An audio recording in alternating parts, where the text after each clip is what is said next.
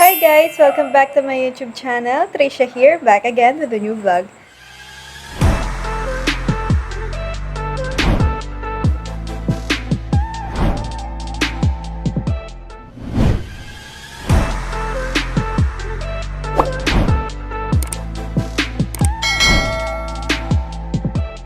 So for today's video is gagawa tayo ng homemade KIMBAP, pero mas kilala siya bilang KIMBAP.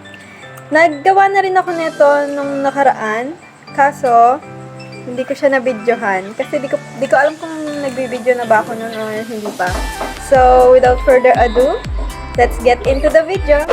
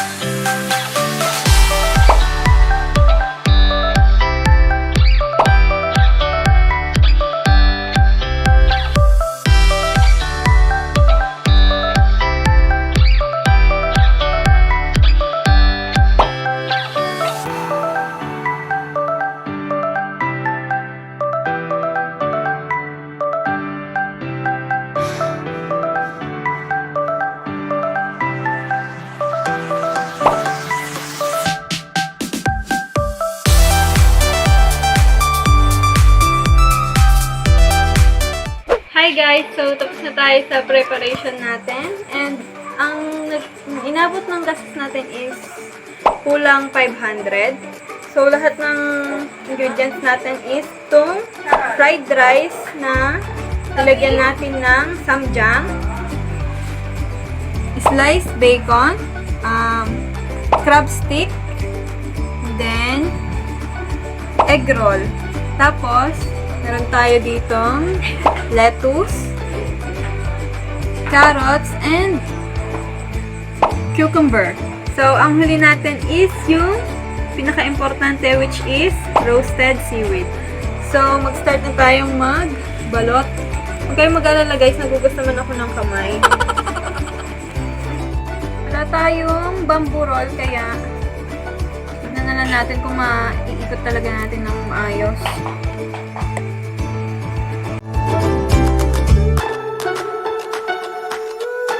Huwag kayong mag-alala guys, na pinakahugas ko yung kamay ko.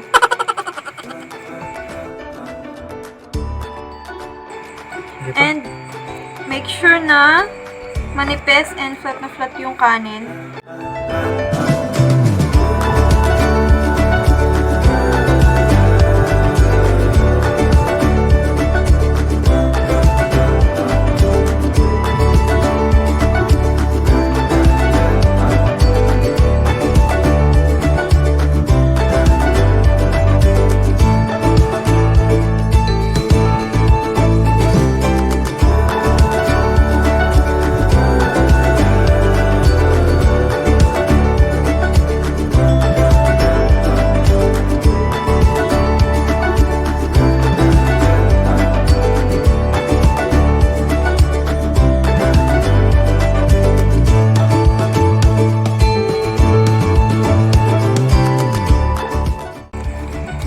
Guys, na hindi siya mapupunit.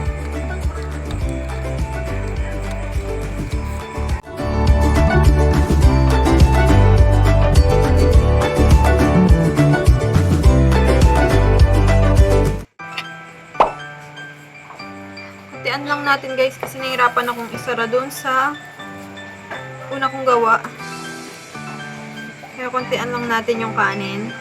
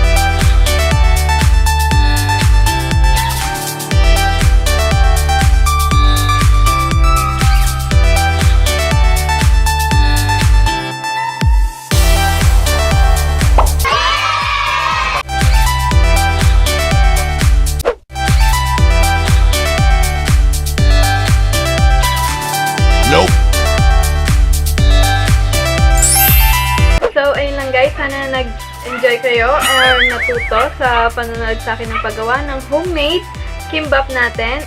Don't forget to like, subscribe to my channel, and comment down your thoughts.